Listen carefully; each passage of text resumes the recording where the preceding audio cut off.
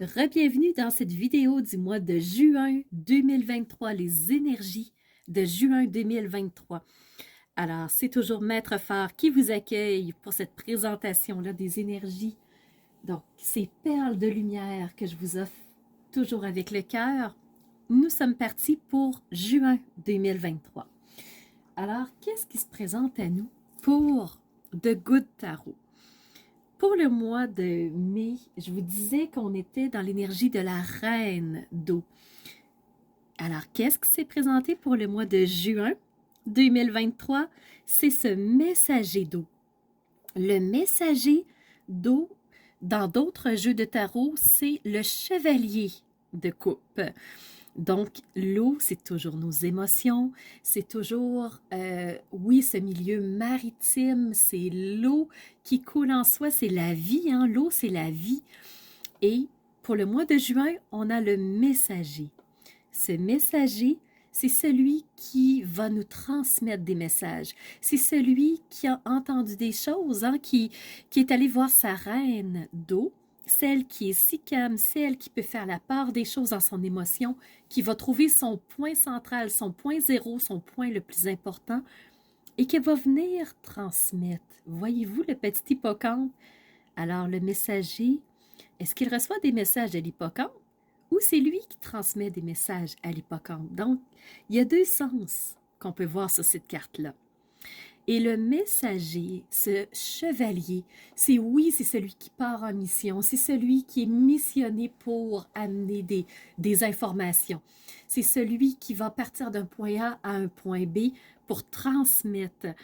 Mais c'est aussi celui, le chevalier d'eau, c'est celui qui est romantique. C'est celui qui écoute ses intuitions.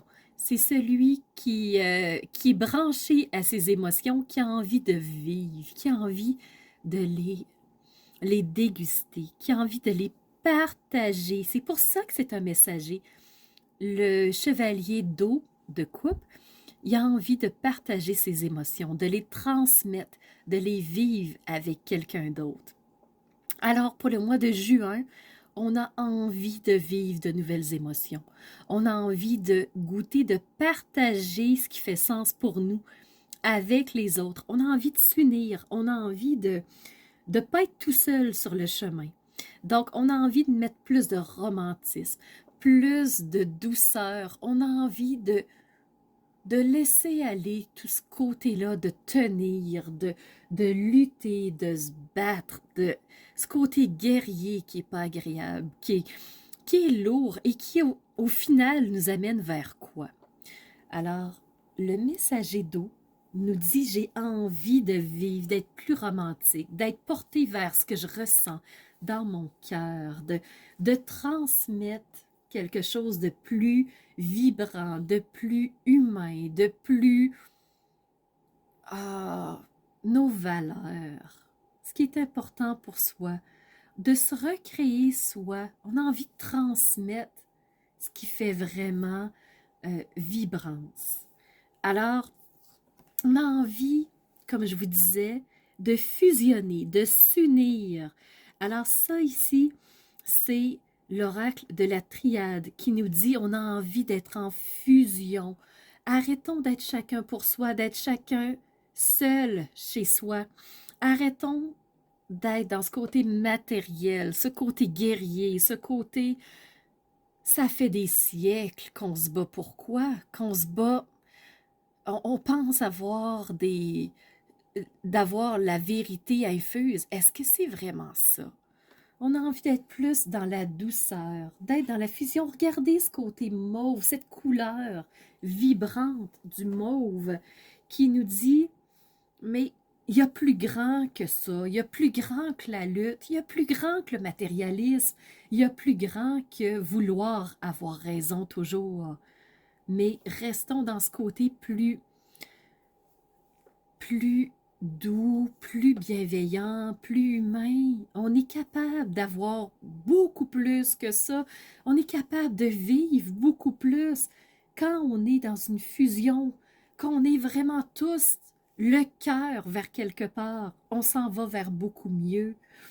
Alors, la victoire dans l'oracle des miroirs. Qu'est-ce qu'elle veut nous dire, cette victoire-là? C'est pas la victoire d'avoir raison, c'est pas la victoire d'avoir le dernier mot, c'est pas la victoire de se battre, de faire couler le sang pour avoir le dernier mot. C'est pas ça.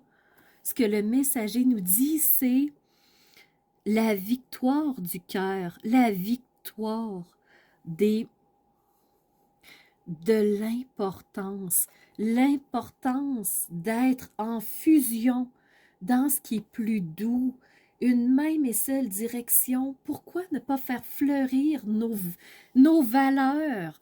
Pourquoi ne pas donner d'importance à nos valeurs? Ça crie en soi de laisser couler. Le mois de mai, c'était laisser couler ce qui s'agite, ce qui se bat, ce qui tire, ce qui veut nous faire mourir. Mais plutôt aller vers ce qui est important, laisser jaillir l'importance, la fusion ensemble. L'être humain a besoin d'être relié.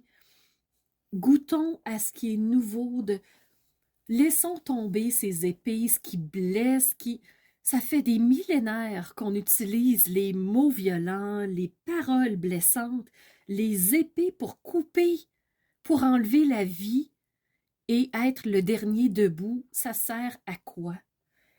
Cette victoire ne va pas se faire à l'épée, mais va se faire en fusion, tout le monde ensemble, vers plus de bienveillance, plus de chaleur. Relions-nous ensemble, écoutons notre voisin, partageons avec notre voisin, créons des îlots de fusion. Et plus il va y avoir de fusions comme ça qui vont se créer, plus les cellules fusionnelles vont se rapprocher et plus ça va grandir, plus on va aller vers la victoire. C'est ça qui va être plus sain. Donc, arrêtons d'avoir peur de ce qui va mal se passer, d'écouter ce côté guerrier ça fait des millénaires. Est-ce que ça a vraiment arrangé les choses? Est-ce que vraiment on est allé vers mieux? Est-ce qu'on a vraiment goûté le meilleur en laissant l'épée trancher? Donc, plus on va être dans la peur de ce qui va mal se passer, moins on va être dans la victoire, moins on va pouvoir fusionner avec l'autre, moins on va être capable d'aller vers nos valeurs de cœur. Alors, le dernier mot qui est sorti pour juin, je vous rappelle, on est rendu à la mi-2023 dans les énergies que je vous présente.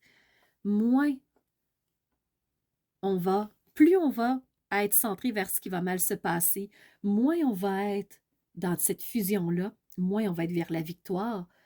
C'est sûr qu'on ne sera pas dans l'espoir si on a peur de ce qui va mal se passer. Soyons dans l'espoir qu'on est capable de créer quelque chose, qu'on crée à tous les jours. À tous les jours qu'on se lève, on prend une décision, celle d'agir, celle de ne pas agir, celle d'être en fusion, celle de ne pas être en fusion, celle d'être plus dans notre cœur, celle d'être moins dans notre cœur, on crée.